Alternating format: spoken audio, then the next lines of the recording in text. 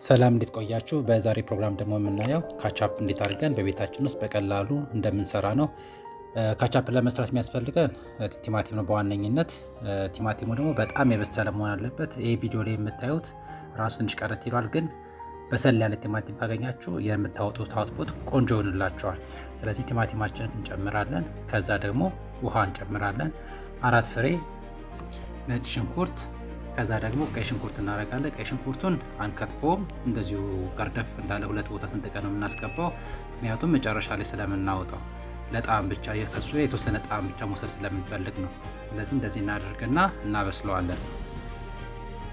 ቲማቲሙ ደግሞ የሚበስልበት የበስለት ደረጃ ልጣጩ ከላዩ ላይ ቲማቲሙን ስታማስሉት በቀላሉ መላጥ እስኪችል ድረስ ነው የምናደርገው። በጣም ብስል ማለት አለበት። እሺ እንደዚህ እንደምታዩት አሁን ቆንጆ ሆኖ በስሎልናል።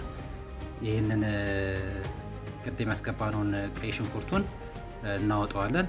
ደቀቅ ብሎ ስላልተከተፈ ወይም 2 ስንጥቅ ስላልነው ለማውጣት ይቀለናል ማለት ነው። ስለዚህ እሱን እናወጣና ትንሽ ቀዝቀዝ አድርገን ወደ መፍጫችን ነው የምንከተው።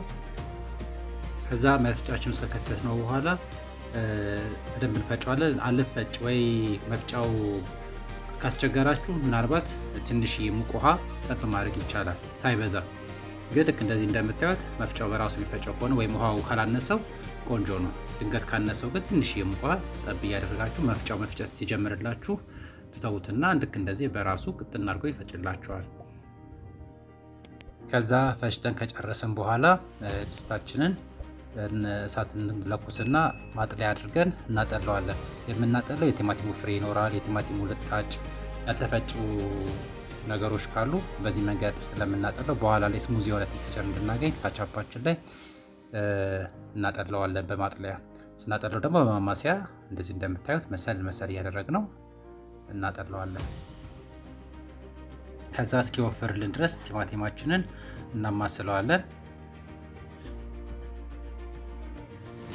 ለብ ባለ እሳት ብታረጉት ቆንጆ ነው። ለሰስ ባለ እሳት እናማስለዋለን። ከዛ የምናደርገው ስኳር ነው። ስኳር ትንሽ እናደርጋለን። በርበሬ ለከለር ለጣዕም ቆንጆ ስለሆነ እሱን ትንሽ እናደርጋለን።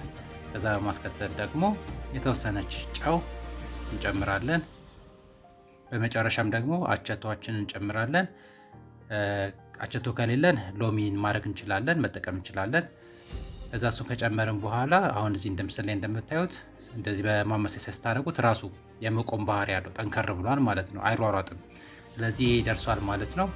አውጥተን ቀዝቀዝ አድርገን ለምንፈልገው የምግብ አይነት ማቅረብ እንችላለን። ለሚቀባ፣ ለችፕስ፣ ለተለያዩ ነገሮች መጠቀም እንችላለን። ዋናው ቢበዛ ብዙ አታቆዩት። ቢበዛ ራሱ 2 ቀን ራሱ ጥሩ አይደለም። ትኩስ የዕለት የዕለቷን እየሰራችሁ ብታስቀምጡት ፍሪጅ ራሱ ጥሩ አይደለም። ቲማቲም ቶሎ ሊበላሽበት ስለሚችል አታስቀምጡ ብዙ ፍሪጅ ላይ። ስትሰሩትን ደግሞ ትንሽ አድርጋችሁ ሰርታችሁ መጠቀም ትችላላችሁ። እንደዚህ አይነት ፕሮግራሞች እንዲደርሷችሁ ላይክ፣ ሰብስክራይብ ማድረግ እንዳይረሳ። መልካም ጊዜ